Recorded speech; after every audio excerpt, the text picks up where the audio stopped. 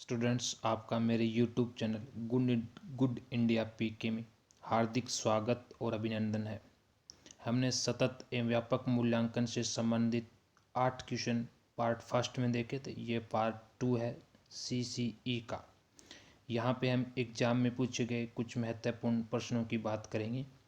Question number 9 हमारे पास है, सतत एवं व्यापक मूल्यांकन की विशेषता नहीं है। ये क्वेश्चन 2017 में पूछा गया है। रीट 2017 में पूछा गया क्वेश्चन है, रीट 2017। तो सतत एवं व्यापक मूल्यांकन यानी CCE कंटिन्यूस कॉम्प्रिहेंसिव इवेल्युएशन की विशेषता नहीं है पूछी है इसने। क्या है? नहीं है। इस पर ध्यान देना। विद्यार्थी के विकास के पक्षों पर जोर न देना। विद्यार्थी के विकास के पक्षों पर जोर न देना बिल्कुल विशेषता नहीं है। ये जोर देना चाहिए, जबकि इसने क्या कहा है? नहीं देना। ऑप्शन नंबर बी, विद्यार्थी का नियमित मूल्यांकन करना, बिल्कुल सही बात है। गुणवत्तापूर्ण मूल्यांकन करना, बिल्कुल सही बात है। विद्यार्थी की संप्राप्ति में सुधार करना, ये भी सही बात है। तो ये सतत एवं व्यापक मूल्यांकन की विशेषता है।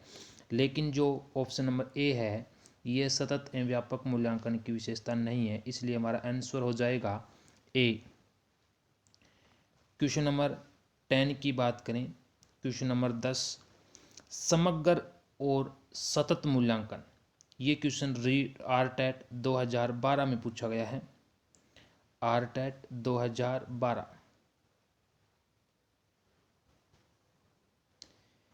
समग्र और सतत मूल्यांकन विद्यार्थी के लिए उपयोगी परंतु शिक्षक के लिए बाहर है। विद्यार्थी के लिए उपयोगी किंतु शिक्षक के लिए क्या है? बाहर है। समग्र और सतत मूल्यांकन में शिक्षक और विद्यार्थी के बीच निकट संबंध आवश्यक है। बिल्कुल सही बात है, निकट संबंध आवश्यक होना चाहिए, आवश्यक है। शिक्षण के दौरान भी संभव है, बिल्कुल। समग्र और सतत मूल्यांकन शिक्षण के दौरान भी संभव है।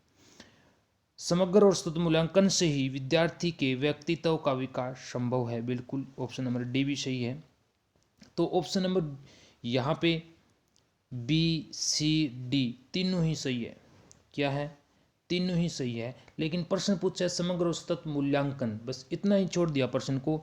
लेकिन इसको पूछना चाहिए था समग्र और सतत मूल्यांकन की विशेषता नहीं है, इस तरह से इसको प्रश्न पुटअप करना चाहिए था। लेकिन ये इसके आंसर जो होंगे वो तीनों ही माने गए हैं, B, C और D। ये जो गलत था, इसलिए इसका आंसर B, C और D तीनों ही माने गए हैं। ये क्वेश्चन RTET 2012 के अंदर पूछा गया है। क्वेश्चन नंबर 11 की बात करें, सत्र की समाप्ति पर प्रयुक्त मूल्यांकन है। सत्र की समाप्ति पर, सतत की समाप्ति पर पूछ रहा है ये। सतत की समाप्ति पर ये क्वेश्चन रीट 2017 के अंदर पूछा गया है। सत्र की समाप्ति पर मूल्यांकन कौन सा क्या आता है? तो नियोजनात्मक मूल्यांकन नहीं। नियोजनात्मक मूल्यांकन जब एडमिशन होता है तो उस दौरान किया जाता है। उस दौरान बच्चे के निर्धारण के लिए नियोजनात्मक मूल्यांकन किया जाता है। निर्माणात्मक मूल्यांकन ये फॉर्मेटिव है, इसे रचनात्मक मूल्यांकन भी बोलते हैं। ये शिक्षण के दौरान किया जाता है जिसमें शिक्षण हो रहा है। और निदानात्मक मूल्यांकन ये बाद में होता है, ये संकलनात्मक मूल्यांकन के बाद में होता है। निदान में इसमें पता लगाया जाता है कि शिक्षण सही हुआ या नहीं, क्या कमजोरियां रही, इसका निदान किया जाता है, पता लगाया जाता है। और ऑप्शन नंबर 4 है संकलनात्मक मूल्यांकन। ऑप्शन नंबर 4 संकलनात्मक मूल्यांकन, इसको समेटिव इवैल्यूएशन बोलते हैं, योगात्मक मूल्यांकन बोलते हैं। और ये योगात्मक मूल्यांकन जो है वो कब होता है? सत्र की समाप्ति पर होता है। कब होता है? सत्र की समाप्ति पर। जैसे अर्धवार्षिक परीक्षा है, प्रथम प्रपत्र है, द्वितीय प्रपत्र है, वार्षिक परीक्षाएं हैं, ये योगात्मक मूल्यांकन है। तो सत्र की समाप्ति पर या फिर एक निश्चित समय पर होता है ये।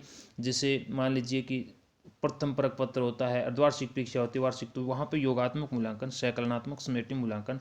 तो इस सत्र की समाप्ति पर इसका आंसर हो जाएगा डी। क्वेश्चन नंबर 12, शिक्षार्थियों के सतत एवं समग्र मूल्यांकन CCE पर प्रभावी जोर किसने दिया? प्रभावी जोर किसने दिया? राष्ट्रीय शिक्षा नीति 1986, प्रथम राष्ट्रीय शिक्षा नीति, मुदालियर आयोग की सिफारिशों में उक्त में से कोई नहीं। तो इसका जो राइट आंसर होगा वो होगा ए, राष्ट्रीय शिक्षा नीति 1986 ने जो है वो CCE पर प्रभावी जोर दिया था। मुदालियर आयोग ने जो है वो 1952 में, ये माध्यमिक शिक्षा आयोग या मुदालियर आयोग कब? 1952। तो यहाँ पे मुदालियर आयोग ने जो ग्रेडिंग प्रणाली थी, जो ग्रेडिंग सिस्टम थी, उसकी बात की थी 1952 में ही। इसने किसने ग्रेडिंग सिस्टम की बात की थी, ग्रेडिंग प्रणाली की बात की थी। राष्ट्रीय शिक्षा नीति ने क्या किया कि CCE पर प्रभावी जोर दिया था। इसका राइट आंसर हो जाएगा ए। क्वेश्चन नंबर 13, CBSE ने, ये क्वेश्चन 2015 में आया हुआ है, रीट 2015। CBSE ने किस वर्ष 10वीं की बोर्ड परीक्षा से सतत एवं समग्र मूल्यांकन प्रणाली लागू कर दी थी? CBSE ने किस वर्ष 10वीं की बोर्ड परीक्षा से, तो 10वीं की बोर्ड परीक्षा से CBSE ने सन 2010-11 में कर दी थी, और 9वीं कक्षा के अंदर सन 2009 के अंदर की थी। 9वीं कक्षा के अंदर सन 2009 के अंदर की थी, और पहली से 5वीं कक्षा के अंदर की थी 2004-05 में, सन 2004-05 में, और कक्षा 6 से 8 तक की थी 2006-07 के अंदर। तो इसका राइट आंसर हो जाएगा वर्ष 2010-11। 10वीं कक्षा में, 9वीं कक्षा में पूछता तो 2009 हो जाता आपका, और यदि माध्यमिक शिक्षा पूछता, माध्यमिक शिक्षा, तो आंसर होता 2009 और 10। तो इसका जो राइट आंसर है वो क्या होगा? ए होगा। क्या होगा? ए इसका जो है वो क्या होगा? राइट आंसर होगा हमारा। CBSE ने किस वर्ष 10वीं की बोर्ड परीक्षा सतत एवं समग्र मूल्यांकन प्रणाली लागू कर दी थी? वर्ष 2010-11 में। क्वेश्चन नंबर 14, रीट 2017 के अंदर पूछा गया है, CCE में व्यापकता का आशय क्या है? व्यापकता का आशय पूछा है इसने। तो विषयों की व्यापकता बिल्कुल सही है, उपकरणों की व्यापकता बिल्कुल सही है, दायरे की व्यापकता बिल्कुल सही है, प्रश्नों की व्यापकता नहीं। तो इसने पूछा है नहीं है। क्या पूछा है? नहीं है। तो प्रश्नों की व्यापकता नहीं है। राइट आंसर क्या हो जाएगा इसका? डी हो जाएगा। विषयों की व्यापकता, उपकरणों की व्यापकता, दायरे की व्यापकता, इसके अलावा अवसरों की व्यापकता भी है, अवसरों की व्यापकता, और जो पढ़ाने का तरीका है उनकी व्यापकता, तो तरीकों की व्यापकता ये भी है, तरीकों की व्यापकता, लेकिन प्रश्नों की व्यापकता नहीं है।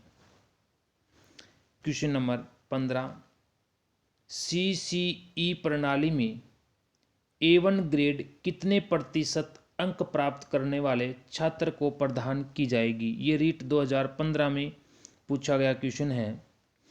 CCE प्रणाली में A1 ग्रेड कितने प्रतिशत अंक प्राप्त करने वाले छात्रों को प्रदान की जाएगी? ये जो क्वेश्चन है वो रीट 2015 के अंदर पूछा गया है। तो इसका राइट जो आंसर होगा वो होगा हमारा ए, 91 से 100। 91 से 100 यानी A1 ग्रेड 91 से 100, और जो 81 से 90 है ये A2 ग्रेड है। क्या है? A2 grade. लेकिन यहाँ कन्फ्यूज होने की बात ये थी कि ऑप्शन नंबर ए आएगा या फिर ऑप्शन नंबर सी आएगा, क्योंकि 90 से 100 या 91 से 100 यहाँ पे कन्फ्यूजन हुआ था। लेकिन इसका आंसर जो होगा वो 91 से 100 होगा। कहाँ होगा? 91 से 100, न कि 90 से 100। तो इस बात का ध्यान रखना है आपको, 91 से 100। तो इसका राइट आंसर जो होगा वो ए होगा। क्वेश्चन नंबर 16, मूल्यांकन का क्षेत्र परीक्षा से होता है। ये रीट 2017 के अंदर पूछा हुआ क्वेश्चन है। रीट 2017 में मूल्यांकन का क्षेत्र परीक्षा से होता है, तो ये व्यापक होता है, विस्तृत होता है। तो हमारा राइट आंसर जो होगा वो हो जाएगा बी। क्वेश्चन नंबर 17, हिंदी शिक्षण में उपलब्धि की जांच की जा सकती है। ये उपलब्धि परीक्षण से है। हिंदी शिक्षण में उपलब्धि की जांच की, उपलब्धि परीक्षण से हम और क्वेश्चन लेकर के आएंगे नेक्स्ट वीडियो के अंदर, बहुत ही अच्छी तरह से अलग से वीडियो बनाएंगे उसकी। ये रारटेट 2012 के अंदर पूछा है, हिंदी शिक्षण की उपलब्धि की जांच की जा सकती है, तो उपलब्धि की जांच स्वाभाविक है, उपलब्धि परीक्षण से की जाएगी। इसका राइट आंसर हो जाएगा उपलब्धि परीक्षण, यानी हमारा आंसर हो जाएगा ए। तो ये कुछ क्वेश्चन थे सतत एवं व्यापक मूल्यांकन से संबंधित। अगर दोस्तों वीडियो पसंद आई है तो वीडियो को लाइक करें, शेयर करें और कमेंट करें, और चैनल को यदि अभी तक सब्सक्राइब नहीं किया तो सब्सक्राइब करना न भूलें दोस्तों, इसको सब्सक्राइब जरूर करें। थैंक्स।